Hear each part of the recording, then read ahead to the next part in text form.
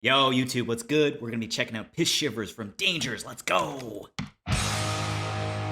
Messy, isn't it? One of my favorite records of all time. Please like and subscribe. Thanks. Punk, punk, punk! What's more with feeling? What's more just to feel alive? Yes! Say we tried. Come on, those signature vocals. This condition. This is what I think of when I think of like really shrieky, intense vocals. This dude. It all away like it's midnight. It never burns right. Wow, I'm liking the guitar and the left speaker here. Like a leak before I look. Noisy production. Something wrong. If you're alright.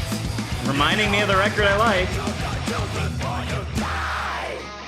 'Cause I've got this condition. A deep suspicion. We're thumping along, we're driving. That we won't make it out alive.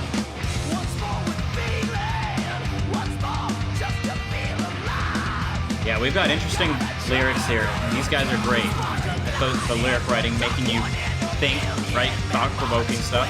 Knee on my neck, I was gasping for breath. I'm like a crew. Oh, these guitars are spiraling down. It's interesting.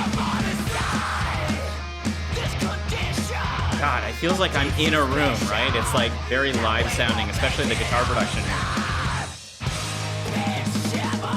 Ooh, Phil, baby. Where are we going? Come on, chunk that bass out. Now it's free without you. But there was something that I could do. I shiver. Getting a little up-tempo here? Not really. Oh, come on. Those are just evil, eh? Just seething. Those vocals are just seething. With the background vocalist there.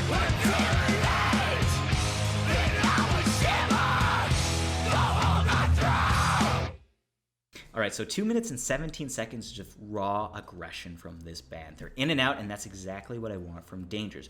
Short and sweet, right? And listen, it's that trademark Dangerous sound here with these guys. I mean, they've got that drum work that is just like a train engine rolling on through the tracks, just pounding you down. And we've got those energetic fills that sort of wrap up and get you excited to sort of move on. The bass work here is thick and rumbly. And those two, the drummer and the bassist, so cohesive. I think they're the MVPs, just how rhythmically well they're able to tie off of each other, really driving stuff.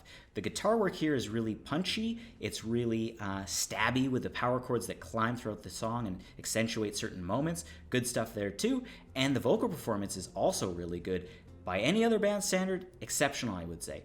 But here's where I'm going to climb into some of the stuff that I'm not crazy about.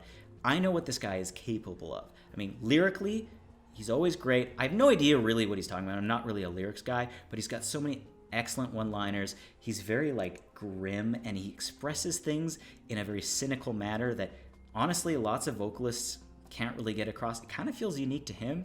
I love those elements, and that's still on display here. But his performance doesn't feel as intense as he used to. I mean, I'm thinking back to classic records like Anger, Messy, Isn't It? I just pictured him on those records just like full of veins, where he would perform a show and his neck would just be flexed for like 3 hours after. And that's just not the case here. I think it's maybe a young man's game. I don't want to speculate too much, but I feel like his voice doesn't have that nasty, gnarly, blown out quality, or it just felt like he was just shrieking in just unadulterated anger on those records, and it just feels a little toned down here.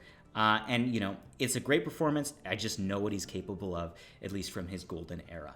I also want to talk about the guitar work here, which I don't love as much as the golden era. I mean, the stuff that was so great about Messy, Isn't It, in particular, was just how techy and creative and catchy those guitar lines were. Here, they're reduced down to sort of power chords, and it's, again, more cognizant and more similar to the sort of classic stuff, the influences of probably what they're into from older eras of hardcore and punk, but it's just not as satisfying as someone who likes technical music and really driving and creative guitar work as it was on Messy, Isn't It?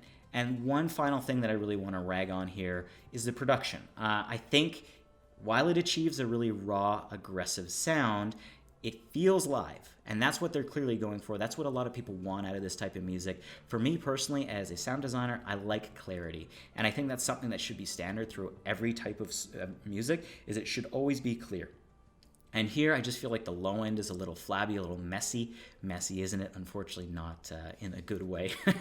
But like, you know, the way that those low ends of the fretboard hit and the bass drum, it just doesn't feel as tight as I'd like it to be. I think they could clean that up a bit. The vocals are mixed a little low. I'd love some EQing on his voice to bring out some of the gnarly elements.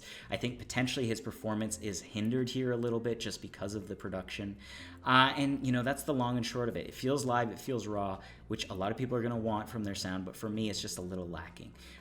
So overall, good sound. I mean, it's got that aggression, it's got that excitement. The core sound that Dangers does so well is here, and that's always going to hook me, but not my favorite track, and unfortunately kind of continues the trajectory of their last couple records, which have been kind of distillations of their sound, simplified versions, not as exciting versions of what their classic material is. Anyway, thanks so much, everybody, for checking out this track with me.